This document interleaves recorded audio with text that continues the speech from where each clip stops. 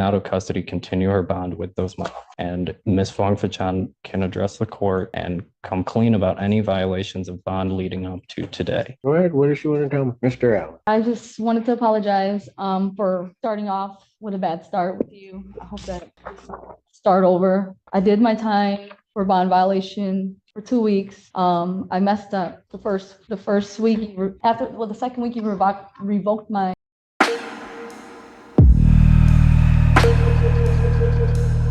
Here's the stupidity of this individual. You can think it's a game. It's a game with me that you will never win. Ms. Fong-Fachan understands that story is not feasible, that when you Really? inspect the claim that was made at her... I don't understand your stupidity. Don't get to just have your way because you want to have your way. I do not like sending people to jail. This defendant might actually be the most arrogant person I've ever seen in a courtroom, because she literally called into a podcast from jail just to laugh about her charges. And she's back in court again for violating bond, lying about THC cookies, and drinking the second she got released. The judge is clearly done babysitting her and basically tells her that if she wants to play games, he's going to finish them. Watching this lady smirk through the hearing is just painful because you can tell she still thinks she's untouchable, and that confidence lasts right up until reality shows up. Do you guys think she's actually sorry, or just sorry she got caught? Let's dive in. Your Honor, I appreciate the court's accommodation. I had an opportunity to speak with Ms. Fong-Fachan. I discussed bond violations that have come to the court's attention since Ms. Fong-Fachan's last appearance before the court. Ms. Fong-Fachan... Well, that, as well as the continued lie. Of course, Your Honor. And Ms. Fong-Fachan is going to apologize to the court, going to admit that what the court has been made aware of, her participation on a video podcast. Okay, let's just get it all right, Mr. Warren. Here's the stupidity of this individual. I lock her in jail because she was lying and violating her conditions. One of her first calls from the jail is to a podcast. Am I right? That's correct, Your Honor. But then gets here and runs a ruse that she's really making the calls regarding her to choke. So not only does that then go on social media, there's then... Let's break this down. 120 plus phone calls from jail, a podcast appearance, lying about THC cookies, and drinking the second she's released. This isn't a mistake, it's a lifestyle. And the judge is pointing out the obvious. If she wanted to use marijuana legally, she could have gotten a medical card. But no, she'd rather lie, violate, and act like the rules don't apply. Sound familiar? It's the same playbook as her original charges, defiance first, consequences later. What do you think is going through her head right now? Confidence or panic? Another one on social media shortly after when she was arraigned, where she was violating her bond condition at that time. I've yet to figure out why she doesn't have a medical marijuana card if that's what she wants to do. But she doesn't, and then just continues to use. Lied to community corrections, then lied to me. So she gets put in, then makes within that week at least 41 calls that we could see, but there were actually additional ones.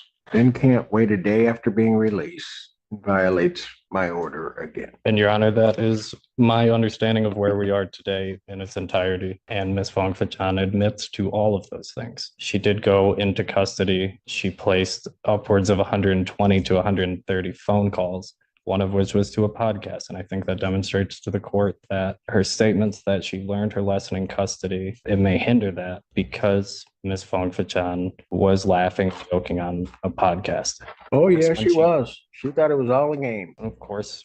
And guess what? You can think it's a game. It's a game with me that you will never win. Ever. No, I don't think you do. Your Honor, that was the first week she was in custody. The following week, she lost her phone privileges. She was released from custody, at which point she came before the court, apologized for what happened leading up to that. Lied to Mr. Feaster, so Mr. Feaster would lie to the court. Your Honor, I think Ms. Fong-Fachan understands that pretrial release is a matter of grace. and that for her to remain on pretrial release, she has to demonstrate to the court that she is going to comply with her bond conditions. She has had a turbulent journey on her bond so far. She's had several violations. There are renewed violations. She admits to all of those. She would ask the court to including that the THC cookies, the time release THC cookies was a lie. Ms. Fong-Fachan understands that that story is not feasible, that when you Really? inspect the claim that was made at her first probable cause conference, that it doesn't make any sense. And she'll admit that today to the court, that a number of things she said leading up to this have not made sense and have turned out to be false. And when a person, anyone puts himself in that position, you have to tell lies and lies and lies to kind of undo what you've done so far. I think Ms. Fong-Fachan wants to ask the court for a clean start, to come clean as to. I thought we did that the last. This is almost the same spiel I was getting last time, right before she got out and on film drank. Right. God only knows why you'd be mixing anything with Red Bull, but what the heck?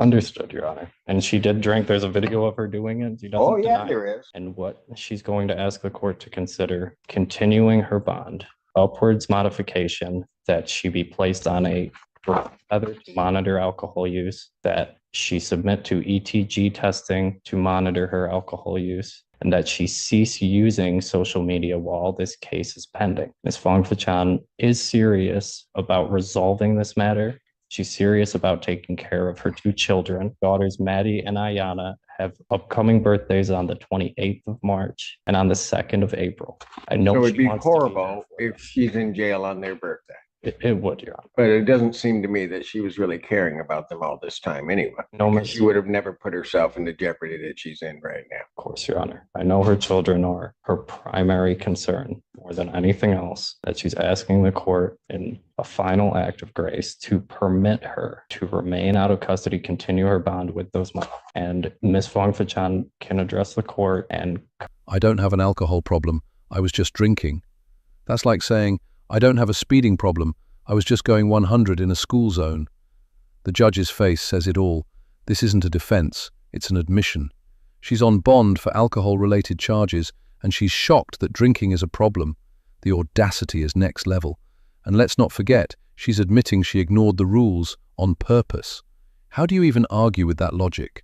I'm clean about any violations of bond leading up to today. Go ahead. What does she want to tell me? Mr. Allen. I just wanted to apologize for starting off with a bad start with you. I hope that start over. I did my time for bond violation for 2 weeks. I messed up the first week. The second week you revoked my phone privileges. I learned my lesson. I had some time to think about what I've done, and when I figured it out, I did have that cup of alcohol on the podcast. I truly thought that it was just no smoking weed, but I didn't know alcohol was a problem. She really said she doesn't have an alcohol problem. She was just drinking, like that somehow helps her case. That's just not a defense. That's literally the violation. You are on bond for alcohol and still decided to drink, which means you chose jail with extra steps. And she keeps rewording it like the judge is going to suddenly forget the court order he personally signed. The logic here is completely upside down, and she doesn't even realize she's admitting she ignored the rules on purpose. And Judge Simpson is sitting there listening like he's heard that exact excuse 1,000 times. There's just zero accountability here. Just denial wrapped in confidence. But now I know. I do not have an alcohol problem.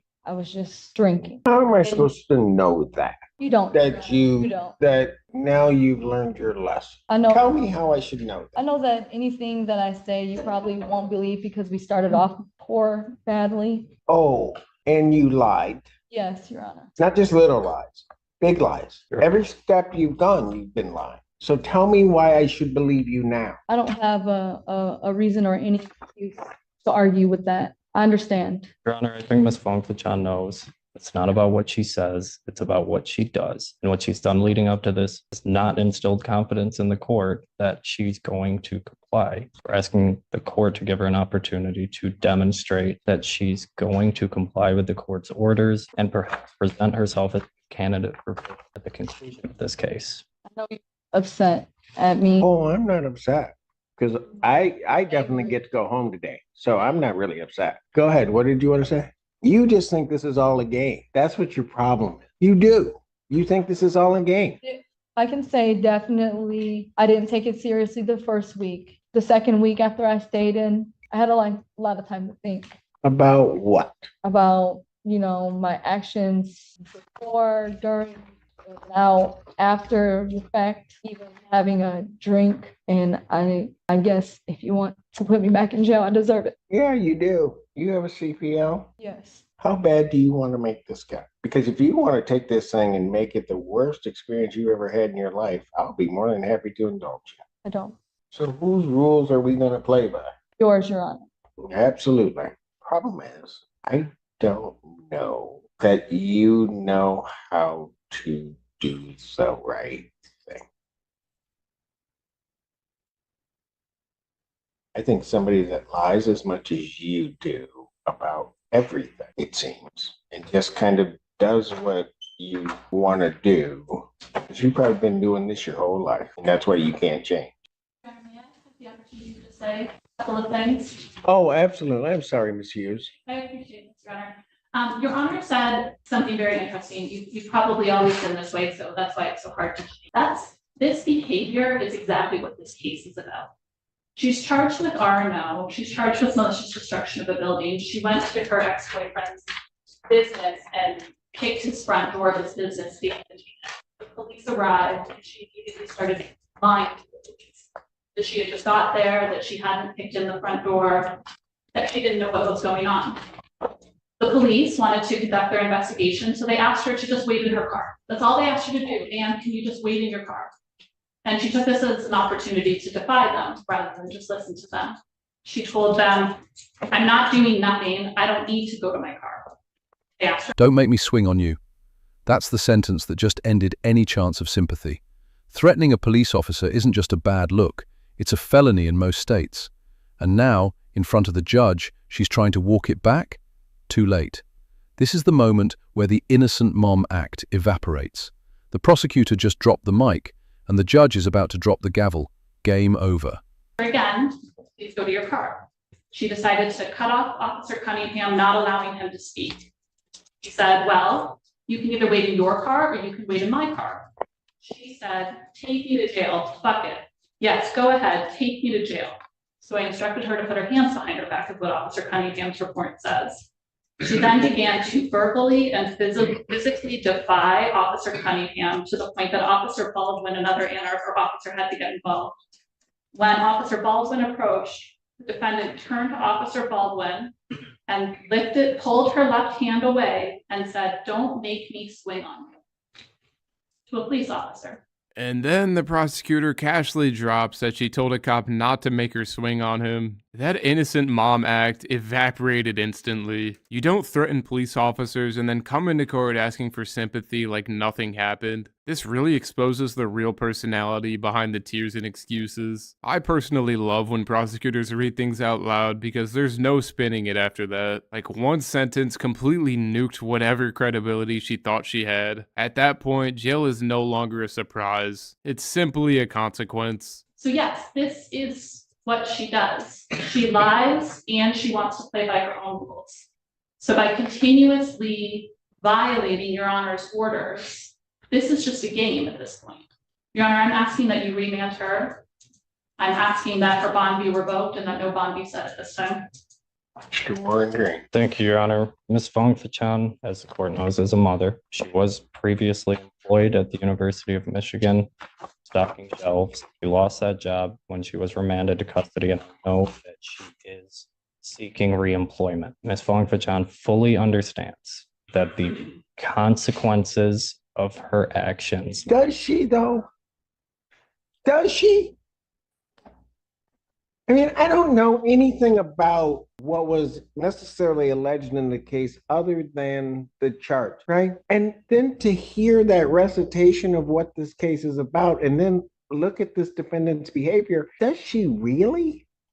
And I don't know why these kids keep coming up as some shield, because it appears to me everything she's doing has nothing to do with them. She's just running her world. Go ahead. I'm sorry, I interrupted. Your Honor, Ms. Fong Fachan has faithfully attended all of her court hearings. I believe that with added conditions of alcohol monitoring, that the court's concerns about her drink press. I know it's difficult to address the court's concerns about Ms. Fong-Fachan's dishonesty. I believe she's come before you today and been honest about her past conduct and the conduct even after she was released from custody before court today. I'm asking the court to consider continuing her bond with those added conditions. Ms. Fong-Fachan will test today and tells me she will test clean. Anything else? Nothing further, Your Honor. Dr. Young, anything else? I just wanted to say sorry. I've made some mistakes that day when that happened. I didn't necessarily just kick in the door. It was more to it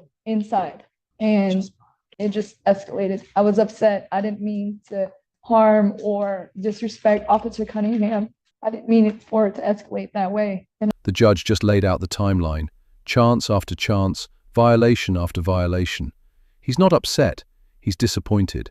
And in court, disappointment is worse than anger. He's saying, I gave you every opportunity and you chose jail with extra steps. This is the moment where the defendant realizes her attitude isn't charming, it's costly. And the judge? He's about to make sure she learns that lesson the hard way. I hope that I can apologize and make it right. I'm trying to, since this has happened, my life is in shambles. I'm trying to figure it out.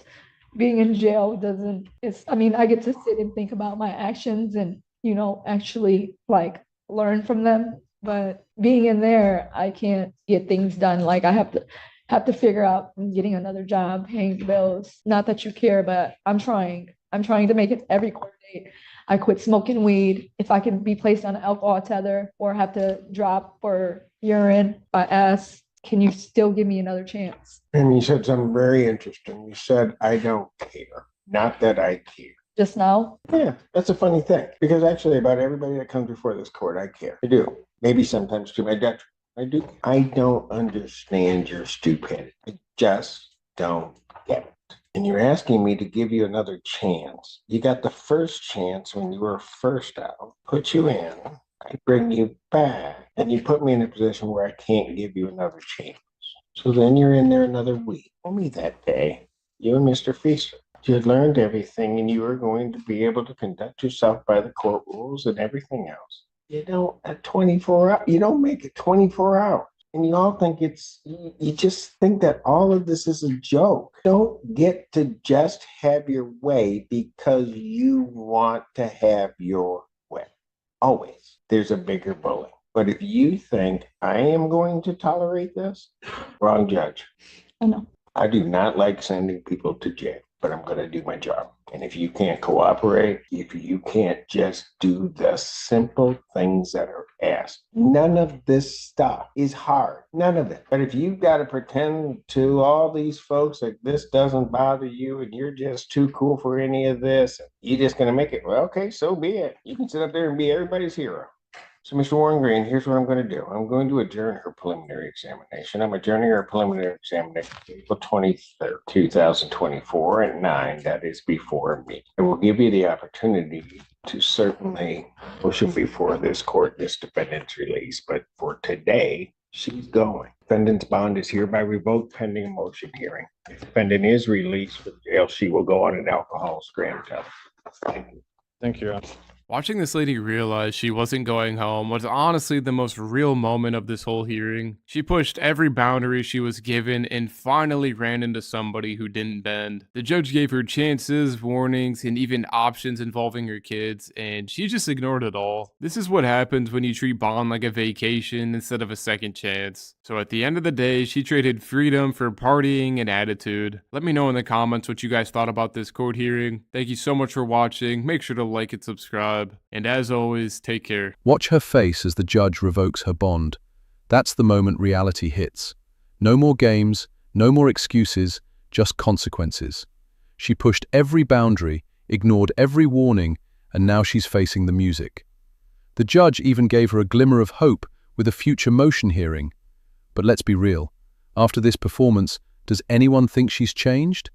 Or is this just another act? Drop a comment. Do you think she'll finally take this seriously?